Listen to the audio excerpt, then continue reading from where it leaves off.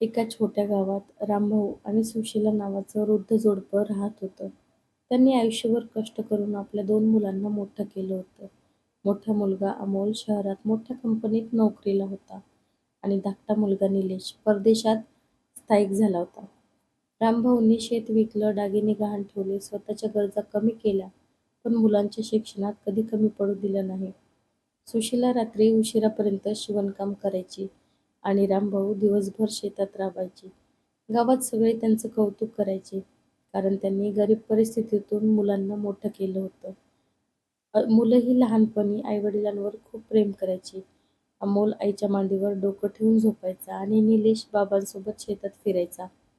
पण वेळ बदलत गेला आणि मुलांच्या आयुष्यात पैसा, नोकरी आणि शहरातील चमक वाढत गेली. तसं आई-वडिलांपासून अंतरही वाढत गेलं. सुरुवातीला फोन यायचे, सणाला भेटवस्तू यायच्या, पण हळूहळू तेही कमी झालं. रामभाऊ रोज सकाळी घराबाहेर खुर्ची टाकून बसायचे आणि पोस्टमनकडे आशेने पाहायचे, की कदाचित मुलांचं पत्र येईल. सुशीला रोज देवासमोर दिवा लावून मुलं सुखी राहावीत म्हणून प्रार्थना करायची. गावातल्या लोकांनी अनेकदा विचारलं की मुलं कधी येणार, पण त्यांच्याकडे उत्तर नसायचं. एके दिवशी सुशीलाला ताप आला. रामभाऊंनी अमोलला फोन केला, पण तो मीटिंगमध्ये असल्याचं सांगून नंतर बोलतो म्हणाला. नंतरचा फोन मात्र आला नाही. निलेशला मेसेज केला तर त्याने "मी खूप बिझी आहे" एवढंच उत्तर पाठवलं.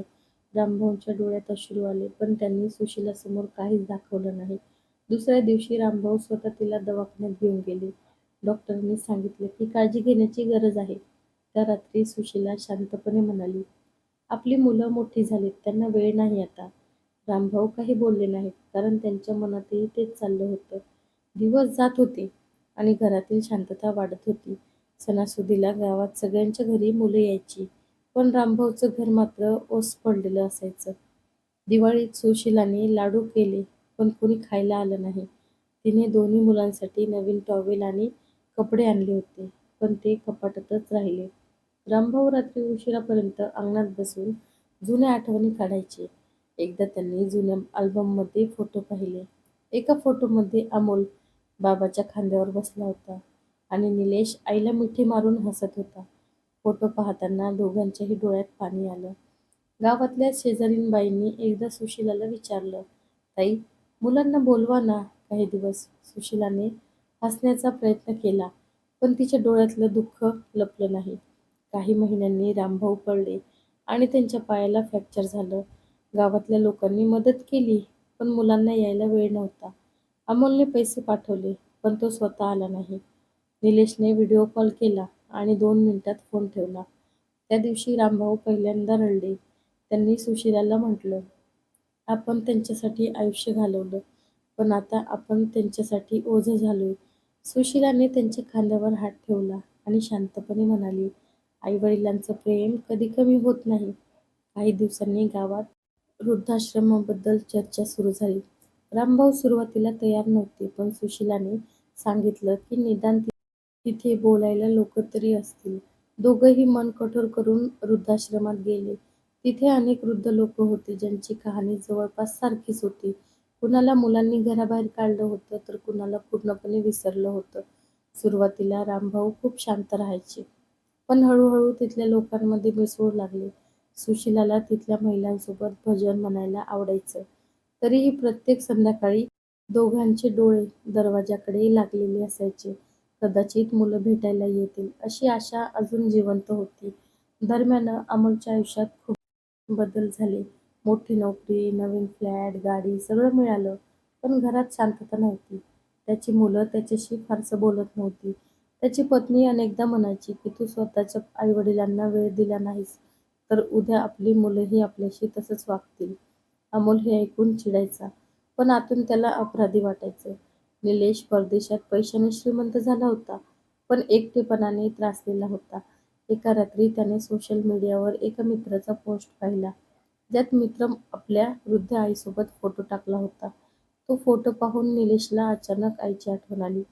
त्याने अनेक महिन्यानंतर गावात फोन केला, पण घर बंद असल्याचं कळलं. शेजाऱ्यांनी सांगितलं की आई-वडील वृद्धाश्रमात राहतात. हे ऐकून निलेश हादरला. त्याने लगेच अमोलला फोन केला. दोघं पहिल्यांदा शांत झाले होते, काही दिवसांनी दोघेही वृद्धाश्रमात पोहोचले. रामभाऊ अंगणात बसले होते आणि सुशीला भजन म्हणत होती. अचानक समोर मुलांना पाहून दोघंही काही क्षण स्तब्ध झाले. अमोल खाली बसून बाबांच्या पायाला मिठी मारून रडू लागला. निलेश आईच्या मांडीवर डोकं ठेवून लहान मुलासारखा रडत होता. सुशीलाच्या डोळ्यातही अश्रू होते, पण तिच्या हातांनी मुलांच्या डोक्यावर मायेने फिरवत होते. रामभाऊच्या डोळ्यात वेदना आणि प्रेम दोन्ही होतं. अमोल म्हणाला, "बाबा, आम्ही खूप मोठी चूक केली." निलेश म्हणाला, "आम्ही पैशाच्या मागे धावताना तुम्हालाच हरवलं." काही वेळ शांतता होती. मग रामभाऊ हळू आवाजात म्हणाले, "आई-वडिलांना पैशाची गरज नसते रे. फक्त मुलांच्या 2 प्रेमाच्या शब्दाची गरज असते." त्या एका वाक्याने दोघी मुलं पूर्णपणे तुटून गेली. त्यांनी आई-वडिलांना पुन्हा घरी नेण्याचा निर्णय घेतला. गावात परतल्यावर जुनं घर पुन्हा जिवंत झाल्यासारखं वाटलं. अंगणात पुन्हा हसू ऐकू येऊ लागलं. सुशीलाने पुन्हा स्वयंपाकघरात गोड पदार्थ बनवायला सुरुवात केली. रामभाऊ नातवंडांसोबत खेळू लागले. अमोल आणि निलेश आता कामापेक्षा कुटुंबाला जास्त वेळ देऊ लागले. एकदा रात्री जेवताना रामभाऊ म्हणाले, "माणूस कितीही मोठा झाला आई-वडिलांच्या आशीर्वादाशिवाय तो अपूर्णच असतो." त्या दिवशी सगळ्यांच्या डोळ्यात आनंदाश्रू होते. गावातल्या लोकांनीही पाहिलं की एक तुटलेलं कुटुंब पुन्हा एकत्र आलं होतं. पण रामभाऊच्या चेहऱ्यावर अजूनही आयुष्याच्या जखमा दिसत होत्या. त्यांनी कधीच मुलांना दोष दिला नाही, पण एकटेपणाने त्यांना आतून खूप तोडलं होतं. काही महिन्यांनी रामभाऊ आजारी पडले. डॉक्टरांनी वयामुळे काळजी घेण्यास सांगितलं. यावेळी मात्र अमोल आणि निलेश दिवस-रात्र त्यांच्या सेवेत होते. सुशीला देवासमोर बसून प्रार्थना करायची. एके रात्री रामभाऊंनी दोन्ही मुलांना जवळ बोलावलं आणि म्हणाले, "आमच्यासारखे अनेक आई-वडील अजूनही मुलांच्या वाटेकडे डोळे लावून बसलेत. त्यांना कधी विसरू नका." हे बोलून त्यांनी डोळे मिटले.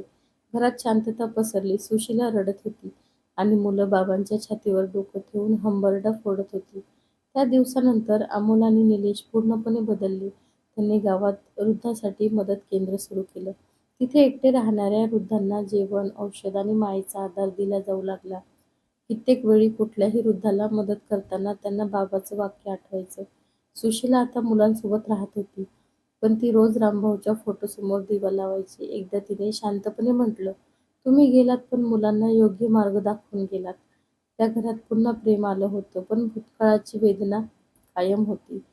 गावात जेव्हा कोणी वृद्ध आई-वडिलांकडे दुर्लक्ष करायचं, तेव्हा लोकं रामभाऊची गोष्ट सांगायची.